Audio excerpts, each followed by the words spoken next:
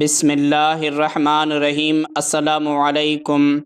ایک شخص مدینہ طیبہ میں داخل ہوا۔ اس نے نبی کریم صلی اللہ علیہ وسلم کی خدمت میں حاضر ہو کر عرض کیا، یا رسول اللہ صلی اللہ علیہ وسلم، آپ کچھ مسلمانوں کو میرے ساتھ بھیج دیں تاکہ وہ میری قوم کو اسلام کی دعوت دیں۔ یہ شخص قبیلہ بنو کلب کا رئیس تھا۔ نام تھا ابو برا عامر بن مالک، نجد سے آیا تھا۔ حضور نبی کریم صلی اللہ علیہ وسلم نے اس کی درخواست سن کر فوری طور پر کوئی جواب نہ دیا۔ اس کی وجہ یہ تھی کہ ابو برا کے بھتیجے عامر بن طفیل نے چند دن پہلے نبی کریم صلی اللہ علیہ وسلم کو یہ پیغام بھیجا تھا، یا رسول اللہ، آپ مجھے اپنا جانشین بنائیں یا پھر مدینے والوں پر آپ حکومت کریں اور نجد پر میری حکومت تسلیم کر لیں۔ اگر آپ نے میری بات کو منظور نہ کیا تو میں ہزاروں جنگجو لے کر مدینہ پر چڑھائی کروں گا۔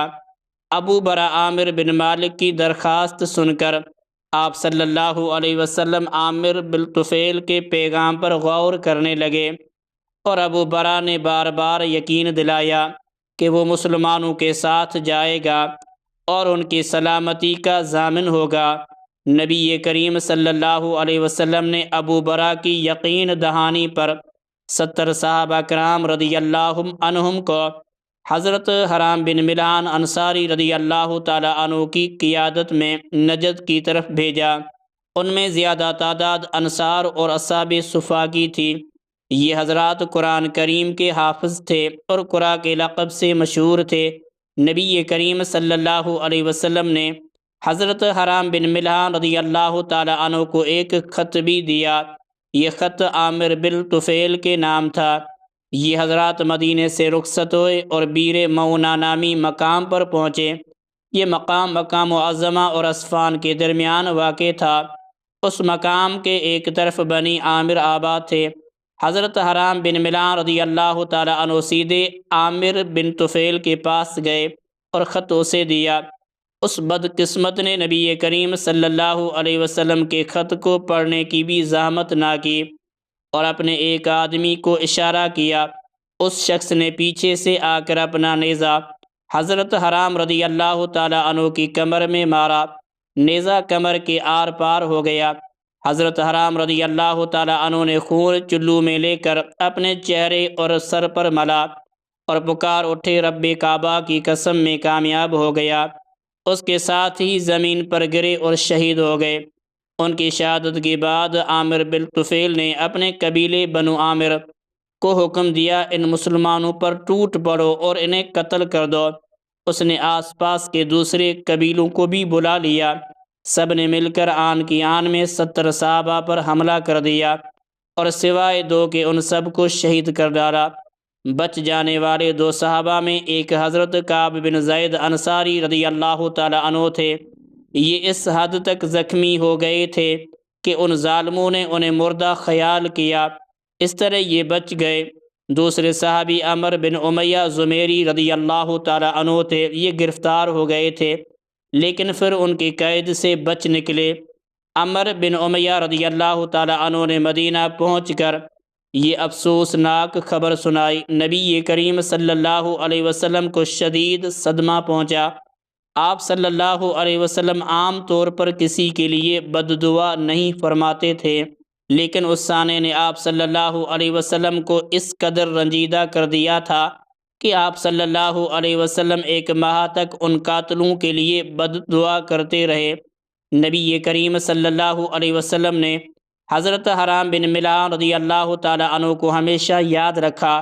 آپ صلی اللہ علیہ وسلم کبھی کبھی ان کا ذکر کیا کرتے تھے۔ حضرت حکیم بن حرام انصاری رضی اللہ تعالی عنہ نبی کریم صلی اللہ علیہ وسلم کے مدینہ طیبہ میں تشریف لانے سے پہلے مسلمان ہو گئے تھے۔ ہجرت کے بعد نبی کریم صلی اللہ علیہ وسلم سے قرآن کی تعلیم حاصل کرتے رہے، پھر دوسروں کو تعلیم دیتے رہے۔ حضرت ام سلیم رضی اللہ عنہا اور ام حرام رضی اللہ عنہا ان کی بہنیں تھیں۔ یہ رشتے میں نبی کریم صلی اللہ علیہ وسلم کی خالہ تھی۔ اس لحاظ سے حضرت حرام بن ملحان رضی اللہ تعالیٰ عنہ نبی کریم صلی اللہ علیہ وسلم کے ماموں تھے۔ مسلم میں ہے کہ یہ اکثر قرآن پاک پڑھا کرتے تھے اور رات کو قرآن کا درس دیا کرتے تھے، اسی وجہ سے قاری کے لقب سے مشہور ہو گئے تھے۔ رات بھر عبادت الہی میں مشغول رہتے اور صبح تک نماز پڑھتے تھے، دن میں اصحاب صفہ کی خدمت کرتے رہتے، مسجد نبوی میں پانی بھر کر رکھتے، جنگل سے لکڑیاں لاتے تھے، ان کو فروخت کر کے اصحاب صفہ اور دوسرے مسلمانوں کے لیے کھانے پینے کی چیزیں مہیا کرتے، بہت ہی با اخلاق تھے، اس لیے نبی کریم صلی اللہ علیہ وسلم کے بہت قریب ہو گئے تھے۔ رمضان 2 ہجری میں غزوہ بدر میں حصہ لیا، 3 ہجری میں غزوہ احد میں بھی شریک ہوئے اور بہادری کے جوہر دکھائے۔ جس شخص نے عامر بن طفیل کے اشارے پر ان کی کمر میں نیزہ مارا تھا، اس کا نام جبار بن سلمہ تھا۔ اس نے بعد میں لوگوں سے پوچھا، حرام بن ملحان کے اس جملے کا کیا مطلب تھا؟ رب کعبہ کی قسم میں کامیاب ہو گیا۔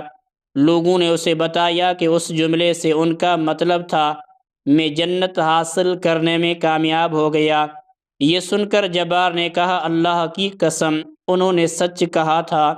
یہ کہہ کر اس نے اسلام قبول کر لیا۔ نبی کریم صلی اللہ علیہ وسلم کبھی کبھی فرمایا کرتے، مجھے ام حرام اور ام سلیم رضی اللہ عنہما پر ترس آیا کہ ان کے بھائی نے مظلومانہ شہادت پائی ہے۔